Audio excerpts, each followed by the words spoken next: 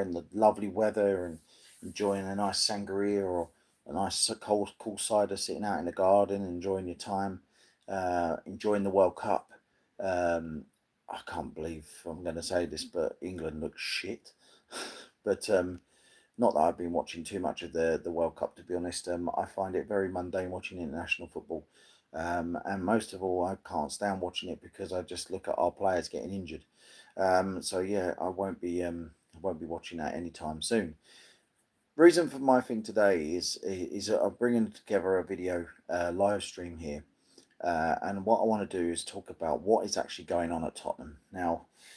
When I say about that, what I'm talking about is what is going on in the media, what people are saying, what Fabrizio Romano, Damasio, David Ornstein, all these kind of different ITKs, all these higher level kind of uh, journalists that keep talking and going on about different things and transfers and all these news, views, and clues and oh, we're linked with this player and we're linked with that player and we're linked with that player, and you sit there and you think to yourself, okay, at this rate we're linked with every fucking decent player in the world. But there's been a lot of talk about Tonali, Fernandes, Savinho, and today most notably Rashford. Um, so what I want to do is what is actually going on at Tottenham? Like, are we actually in for these players, or is it just Spurs doing a media spin to try to get players to sign up to more season tickets, or is it just a coup to try to lure us into paying more money or getting excited because we think that possibly some of these top players are going to become to Tottenham Hotspur? Who knows? Nobody actually bloody knows, and we just keep seeing this merry-go-round of Fabrizio Romano. Or the clubs are talking, yeah, and it's just going on and on and on. In the meantime, there's going to be a lot of other clubs coming in and into the fray, and they are going to be wanting to get involved in the bidding war, lay their cards on the table. So yeah, that's where we stand with it. So obviously there's going to be lots of ins and outs. We've seen the likes of Robertson coming in, we've seen Senesi coming in, we've seen Van Hecker coming in, now we've seen Dubravka come in. That's four players: a goalkeeper, a left back, two centre backs. We've seen that.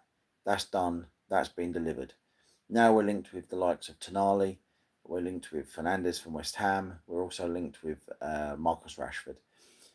Spurs 100 million% need a new striker. Who that striker is going to be is a very dry market, and you have to say to him, ask yourself, like, who are they realistically going to go after in this modern transfer at the moment, window at the moment, with the players all being out in um, in America playing in the World Cup. Um, the likelihood is that Spurs are not going to spend big money on a striker, so they'll probably be looking to do something cheap somewhere like they usually do. Um, and yeah, you know, we've been linked with all these players. We're linked with certain things that are going on. And what I wanted to do is just to break it down, just find out what is actually going on at Tottenham. I mean, I'm having a bit of a rant here because I keep seeing this linked. I keep checking. I keep looking at Fabrizio Romano. I keep looking at the ITKs, the big ones, but I can't see any movement. So what I wanted to talk about is breaking them down really. So let's break down the situation with Vicari at the moment. So Vicari has been linked away with a move to Italy. Personally, I think this is a good goalkeeper, but he positional sense is absolutely dog shit. Not very good in the air, very good shot stopper, and has been and has will be go down in the history of Tottenham as a goalkeeper that's done a job, because he was in goal for the Europa League final last year, and he's done okay. But when it comes to commanding the box and positional sense and all that kind of stuff, he really does not get it. And this is a situation where we're going to look at the whole thing and turn around and say, well, are these is it worth keeping him, or is it worth bringing another goalkeeper? And then you see that Spurs bring in Dubravka, which means that Kinski is going to be the number one, and Dubravka is going to be his understudy, or going to work and probably play in some of the Carling Cup games or the FA Cup games. Sorry. Ooh, long night last night. I'm waiting for people to join the chat. So yeah, and yeah, so we're going to talk about that. So I want to talk about Fernandes. So we've obviously been linked with Fernandes for quite a bit now, and there seems to be a situation where Fabrizio Romano is basically saying that if the player wants to go, they've agreed terms on each side. That has been the case. Um, the player is up for the challenge. He wants to. He does not want to play in the Championship with West Ham next season. You know, and I get that. I totally get that, because why would you want to? He doesn't want to step down a level. He also doesn't. He wants to step up a level. So it makes me concerned that why would he want to go to someone like Man City, where you know that you're not going to be in the first team all the time. You're not going to be getting a game, um, and risk that opportunity of playing first team football week in, week out. Makes no sense whatsoever at all. So yeah, we're going to watch that situation. But Fernandes, player that is really intriguing, and a really good player. Spurs could really do with a new midfield right now, and like, he would be ultimately a very good player to come into the squad and join the team. Is going to cost us quite a lot of money. We're talking probably in the range of about £85 million, and this player is going to be a situation where he will notably come on and change our midfield for the better. Um, and we can see the situation arising. So listen, while we're on here, if there's any Spurs fans watching me right now and you want to kind of join the live chat, I can send you the invite, and then we can do this, and we can have a chat about Tottenham Hotspur. So send me your links in the comments, and then we can go from there. Well, I'll send you my link. So yeah, we really want to kind of like hi Funky Frankie. Really want to kind of talk about the whole Fernandes deal. I mean, what are Spurs doing? It's dragging on and dragging on and dragging on, and Spurs don't know if they're paying the money for him, if they're going to be paying the 85 million, or the players get paid, because now Manchester United are getting involved in it. Manchester United obviously want to kind of progress with the team. While everybody's in the room, please like and subscribe my channel. I really could do with the follows. Hit that subscribe button. It costs you nothing, and help me get up to the 500. I'm a new channel. No glamour here. Just me talking. So we're talking about Fernandes, and a player that is ultimately a fantastic player and could do really, really well for Spurs. We need a new midfield. We've got too many deadwood in this midfield, players that are just not at the level. I don't really want to keep any of them. I don't think Spurs want to keep hardly any of them as well. So providing we can get in some quality. Do I think that Spurs are going to drop 200 million quid on two midfielders? No, I don't see that. I've never seen that in 22 years, ENIC doing that. So it really makes me wonder whether or not they really will. But we can live in hope, and we can dream. And I think that's what Spurs are trying to do.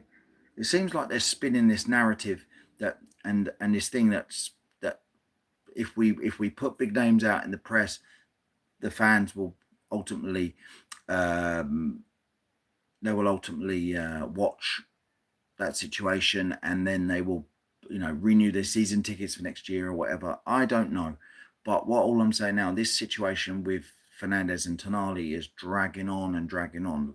The press are reporting that their fees have been agreed in between the player and the team. We're still not seeing anything. Man United are now entering the fray. They're interested in the player as well. West Ham are turning around saying the player can go to anybody. They don't give a shit who it is. It could be Wrexham, Scunthorpe, Boca Juniors, or Man United or Tottenham. It doesn't matter. Whoever plays the most amount of money gets the player. Simple as. But we haven't seen any official bid. We haven't seen us testing water. Now, according to Sky Sports, we've tested the water with Newcastle, with Tonali, 75 million. Yeah. what is the limit of Spurs? What are they trying to do here? Are they trying to play a little bit of chess, trying to play the checkmate kind of thing, trying to get involved with a player involved in it and try and push them on? Who knows? But at the moment, this precise moment, we're not seeing any kind of movement on it. So yeah, my part of my video is just what are we doing? You know, like are we just spinning a coin and just hoping that maybe eventually they'll kind of drop their asking price and we'll get the player we want? Because if that is, then that's exactly the same way we've operated in the past and come up short every time and have nothing to show for it. So I'm really hoping that that is not the case, and I'm really hoping that Spurs will actually get one of these players over the line, and that will then spearhead the next one to go over. So yeah, so Tonali, for example, we've offered £75 million for him. The players apparently he's agreed with De Zerbi. He's prior to his De Zerbi, he said, like, I'm going to play for De Zerbi no matter what. The club just need to agree the fee. Yeah. Spurs have offered 75 million. It is well short of the asking price. I don't believe that Newcastle should have to be bullied into selling their prized asset for chump change. I do think they should be able to get the right money for the player. What is the right money? I do not know. But he's definitely worth upwards of £75 million. I would turn around and say a realistic target for him is about 85 million for that player in this day and age, in this market. Yeah, he is very sought after. And look, this is a player that can really change Tottenham's midfield. We have got to have a better midfield next season if we want to get back into Europe. We need to have those players that can really step up. Papsars, these Bentancurs, you know, these kind of players, Basumi, you know, he's gone now, but those players are not going to take us to the next level. Archie Gray's not taking Spurs to the next level. So we need these top players in.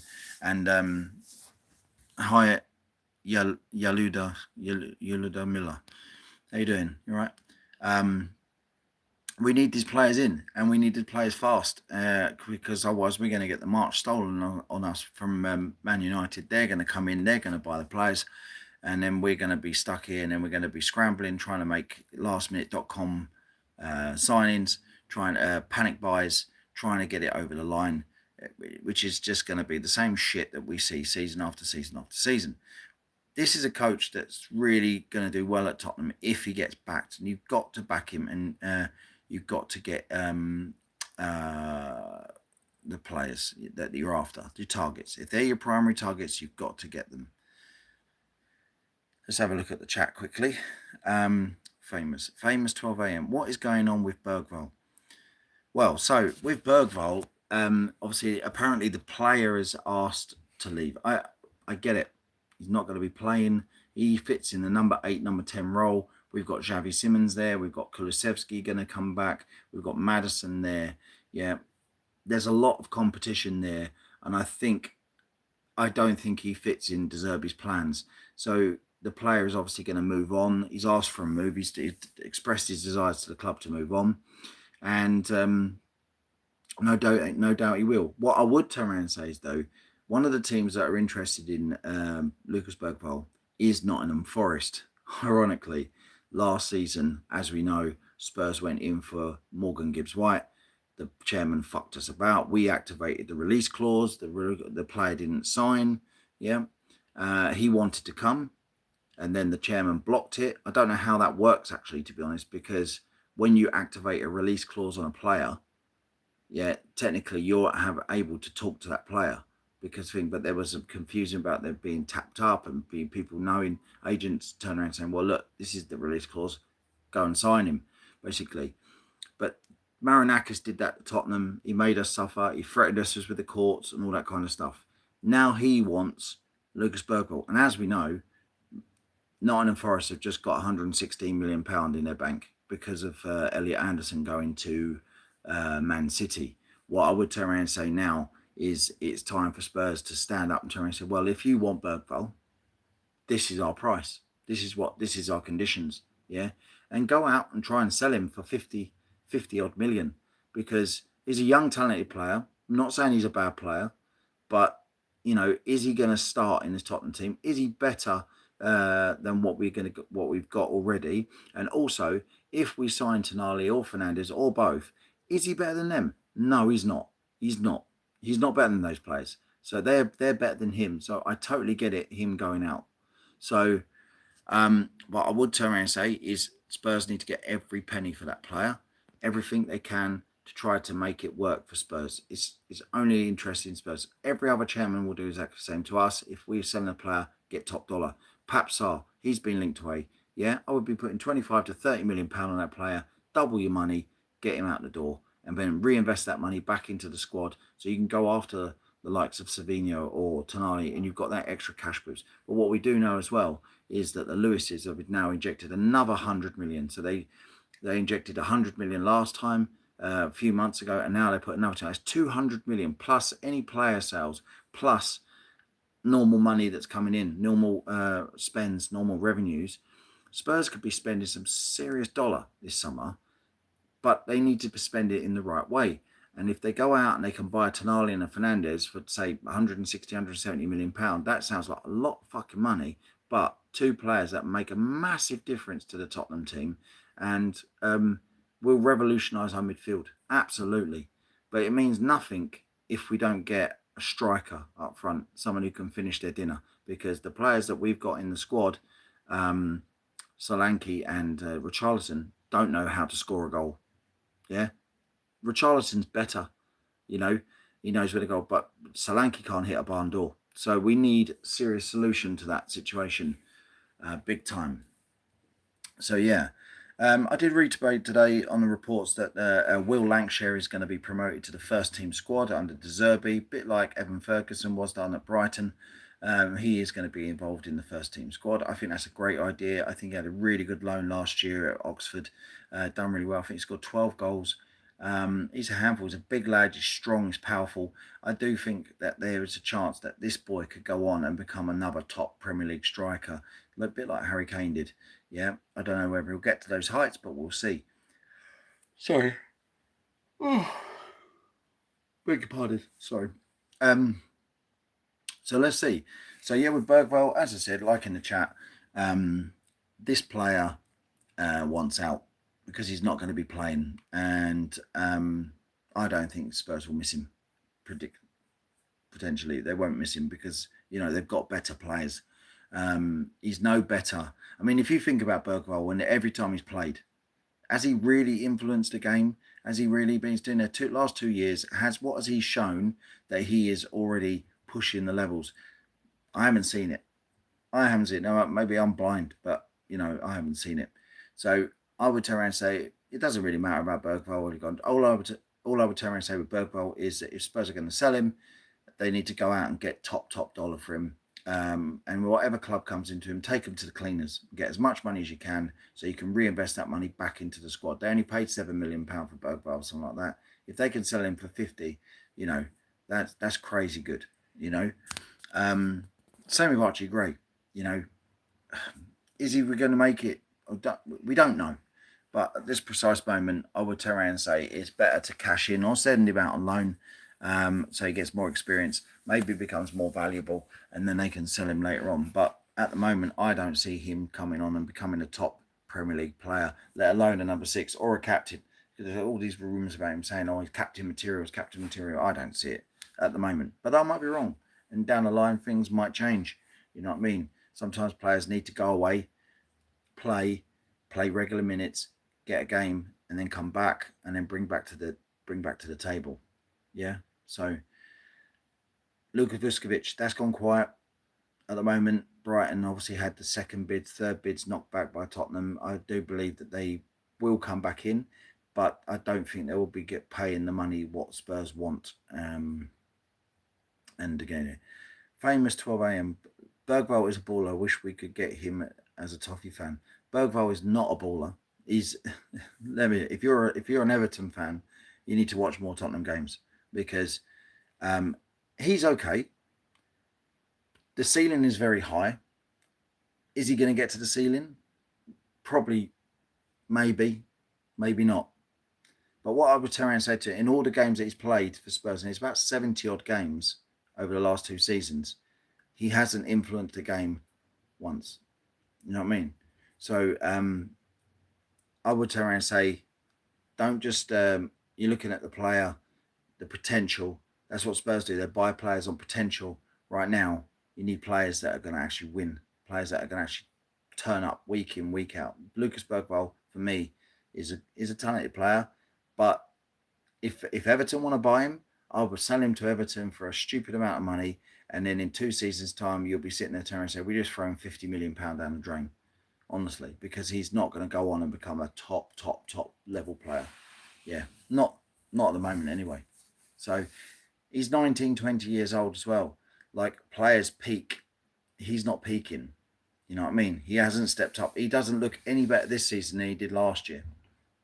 So yeah, tough one. Yeah, so yeah, let's go back to Luka Vuskovic. It's gone quiet with Brighton. Obviously, they want to try and get him. They've been notably looking at him quite often, but the bids are way short. I don't believe that they're going to come in and I'll give Spurs the asking price of what Spurs want. Spurs want top dollar, and rightly so, because if he goes to Brighton, sorry, I worked late last night. I'm knackered.